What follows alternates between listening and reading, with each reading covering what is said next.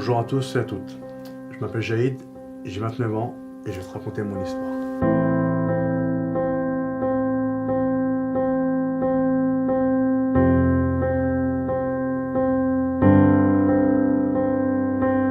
Je suis d'origine algérienne, j'habite à Montreux dans le 93. Je vais te raconter comment j'ai rencontré Jésus-Christ et ce qu'il a fait dans mon cœur.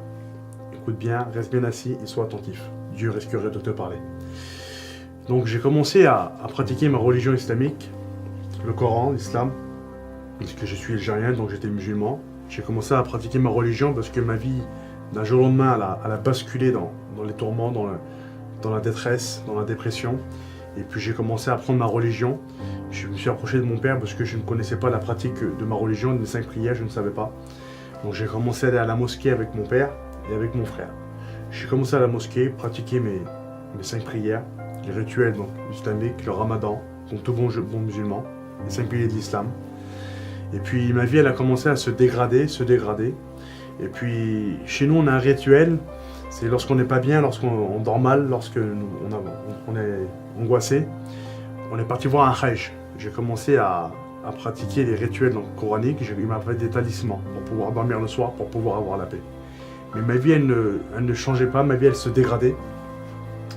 Et puis lorsque j'étais dans ma chambre, au bord du précipice, au bord du gouffre, j'ai un ami qui est venu vers moi, puis il m'a dit « Jaïd, il faut que je te parle, c'est un gitan. » Et puis il m'a dit « Écoute, je te l'ai jamais dit, mais je vais te le dire. » Je lui ai dit « Vas-y, je suis prêt à t'écouter. » Il m'a dit « Jésus t'aime. » Lorsqu'il m'a dit ça, c'était comme une flèche en plein cœur.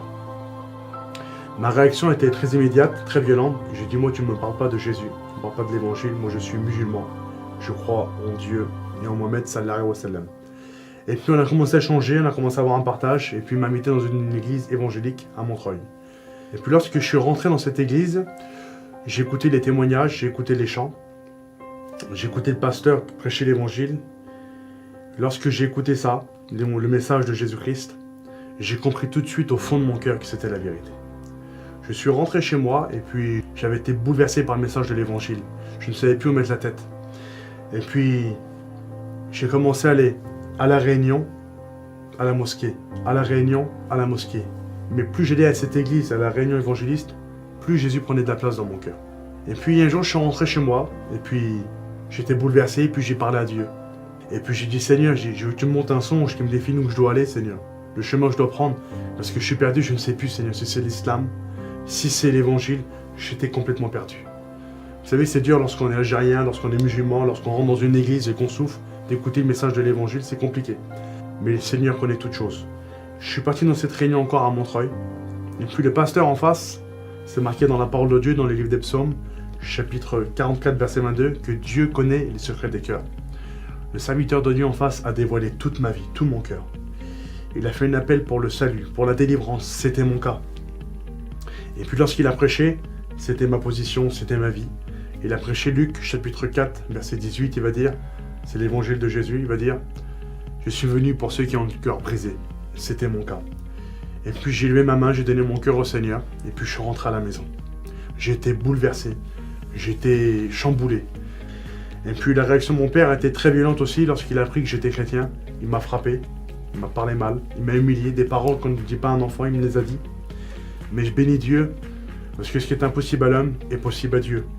Aujourd'hui, Dieu a fait des grandes choses dans ma vie. Dieu aujourd'hui a touché le cœur de mon père. Il est converti à l'évangile. J'ai ma mère qui s'est convertie à l'évangile. J'ai ma sœur qui s'est convertie à l'évangile.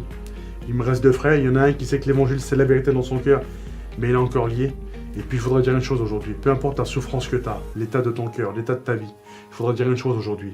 Livre de Daniel, chapitre 2, verset 21. Il est le Dieu qui change les temps et les circonstances. Il faudrait dire aujourd'hui que Dieu est capable de toucher ton cœur, peu importe où tu es, peu importe la situation que tu as, ce que tu vis, par où tu passes, Dieu est capable d'agir. Je voudrais dire un dernier texte de la parole de Dieu qui a touché mon cœur, dans l'évangile de Jean, chapitre 6, verset 37. Parole de Christ, qui a touché mon cœur et qui pourra toucher la tienne. Jésus va le déclarer. Il va dire, je ne mettrai pas dehors celui qui vient à moi. Donc peu importe où tu es, pour te dire une chose, que le Seigneur t'accueille, que Dieu te bénisse.